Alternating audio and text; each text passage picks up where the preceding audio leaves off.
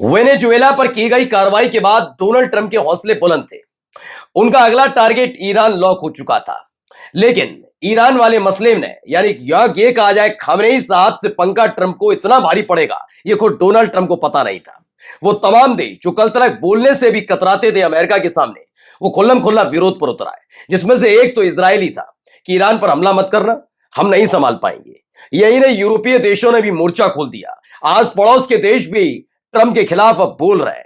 हर तरफ से Donald Trump घिरे हुए हैं। लेकिन इसी बीच एक बड़ा सियासी घटनाक्रम घट गया।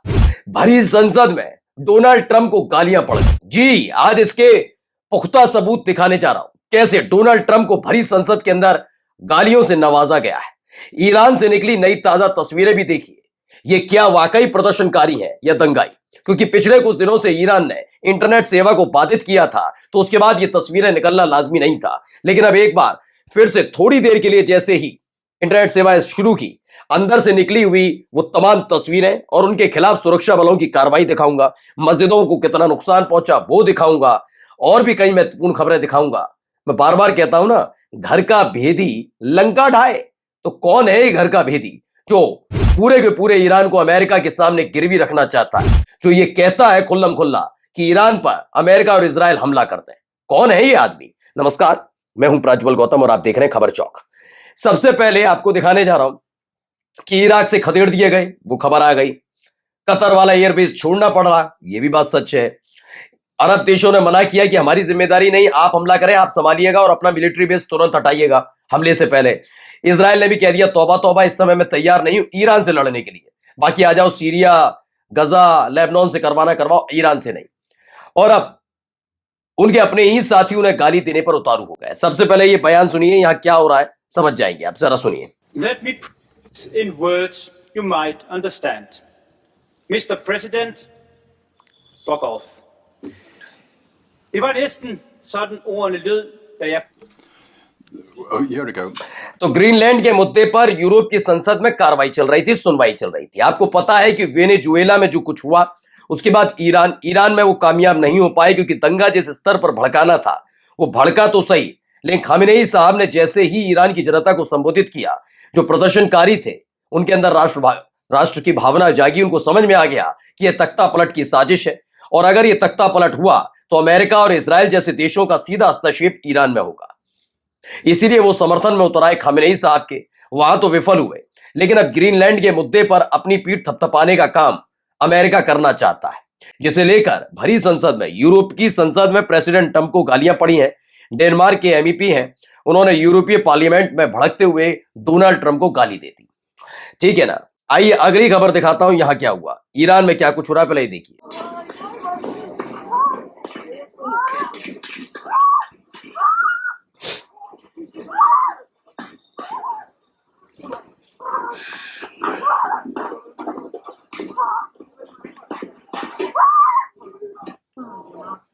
तो ईरान मास्कर का नया वीडियो सामने आया है। दावा है कि तेहरान में हुए हालिया प्रदर्शन के वीडियो सामने आए, जिनमें घायल लोग, सड़कों पर खून और फायरिंग की आवाजें आ रही हैं। रिपोर्ट्स के मुताबिक पिछले हफ्ते आर्या शहर इलाके में प्रदर्शनकारियों पर गोली चलाई गई थी। उस वक्त की ये वीडियो है, जो अभी इंटरनेट सेवाएं फिर से बहाल होने की वजह से सामने आई। ये देखिए, पहले ये वीडियो देखिए, फिर मैं समझाता हूं क्यों मैं बार बार कह रहा हूं कि ये दंगाई है, प्रदर्शनकारी नहीं। पहले देखिए।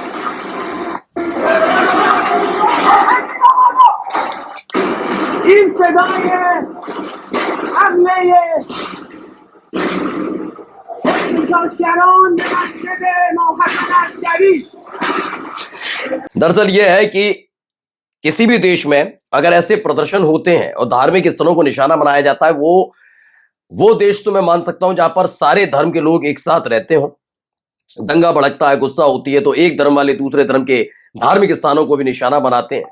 लेकिन चूंकि ईरान एक इस्लामिक देश है, इसीलिए मैंने कहा था कि ईरान के झंडे को जलाने वाले कैसे राष्ट्रवादी हो जाएंगे, ईरानी हो जाएंगे, कैसे वो पक्का मुसलमान हो जाएगा जो मस्जिद में तोड़फोड़ करे। 300 से ज्यादा ऐसी मस्जिदों को निशाना बनाया गया, एक के बाद ऐसी एक मस्जिदों को निशाना बनाया गया। फिर मैं पूछता हूं, जो मेरे सहयोग, जो मेरे दोस्त, मेरा परिवार मुझे देख रहा है, मुझे बताए कौन वो असली ईमान वाला मुसलमान होगा जो मस्जिद में जाकर तोड़फोड़ से लेकर वहां पर आगजनी करे। कोई मुसलमान ये नहीं करेगा। अगर वाकई आगे सुनिएगा कि अगर वाकई वो सरकार से नाराज है, महंगाई के मुद्दे पर आगे है, यानी ये सारे के सारे पूरा प्री प्लान्ड था, ये विदेशी ताकतों के हाथ से खेला गया था। अब इनसे निपटने के लिए देखिए यहां पर भी एक विशेष तौर पर स्पेशल फोर्सेज उतारी गई है। すごいよ、もう調理。そこだ、もう調理だ。वाह वाह वाह वाह। तो दावा है कि पुलिस के साथ साथ ईरान की पुलिस बलों के साथ साथ अब बासिज आर्मी को भी उतार दिया गया है मैदान में, जो दंगाइयों से निपटने की कोशिश कर रही है। अब आते हैं रजा पहलवी पर। जल्दी आपके सामने रजा पहलवी को लेकर एक मैं शो लेकर आऊंगा जिसमें रजा पहलवी क्या है, किसके हाथों में खेलते हैं। जब रजा पहलवी ईरान की बागडोर संभाल रहे थे तो ईरान की बागडोर इनके हाथ में कैसे आई वो भी आपको दिखाऊंगा। कैसे 1979 में इनको बेदखल किया गया और उसके बाद से अमेरिका क्यों चिढ़ा बैठा ईरान से वो भी बताऊंगा। रजा पहलवी के दौरान क्या क्या ईरान के अंदर हुआ था उसे जरा गौर से देखिएगा, सुनिएगा, वो बताऊंगा। और वही सुनहरे दिन अपने वापस लाने के लिए रजा पहलवी क्या कह रहे हैं जरा आप सुन लीजिए। कहते हैं भाई साहब इस समय शासन अपने अंतिम चरण में, 1979 से ये बाहर है, इन्हें निर्वासित किया गया। जिन्होंने अमेरिका की गोद में या झोली में ईरान को गिरवी रख दिया था वो व्यक्ति कह रहे हैं। इनका अब कहना है कि खोमेनी साहब जो है उनका जो ये पूरा शासन है अंतिम चरण में, पतन के कगार पर है, लेकिन ईरानी जनता के समर्थन में हमें सैन्य हमले की आवश्यकता है।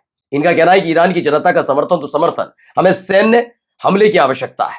अब चूंकि ईरान का सुरक्षा बल अपने देश के खिलाफ तो नहीं है, यानी बाहरी ताकतों से ये अपील कर रहे हैं कि ईरान पर हमला करिए। एक व्यक्ति रजा पहलवी जो ईरान की बागडोर संभाल चुका हो वो सत्ता में आने के लिए ईरान पर हमले के लिए देशों को उकसा रहा। सुनिए, समर्थन के मामले में हमें यही चाहिए, यह अमेरिकी हमला हो सकता है, सुन लिया आपने, यह इजरायली हमला हो सकता है, इससे कोई फर्क नहीं पड़ता। ईरान की जनता मदद का इंतजार कर रही है, हमें अभी किसी भी प्रकार की सैन्य सहायता चाहिए।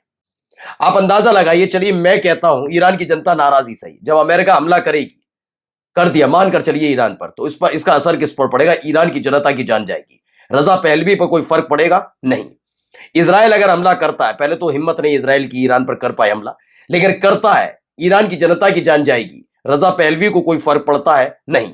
वो इन्हीं लाशों के दम पर अपने आप को ईरान में दोबारा स्थापित करने की कोशिश कर रहा है। ये वो व्यक्ति है, इस आदमी की पोल खोलूंगा, एक प्रोग्राम लेकर आऊंगा तब।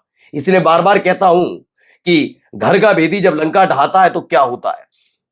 अब कैसे लताड़ पड़ रही है जरा यहां पर भी सुनिए। एक और demander une nouvelle sanction contre l'Iran parce que l'Iran a clairement violé le droit international en répliquant à la destruction de son consulat par Israël. Mais pourquoi alors vous n'appelez pas à des sanctions contre Israël quand Israël bombarde la Syrie, le Liban, des hôpitaux à Gaza, un consulat iranien ou quand des missiles israéliens tombent même en Irak.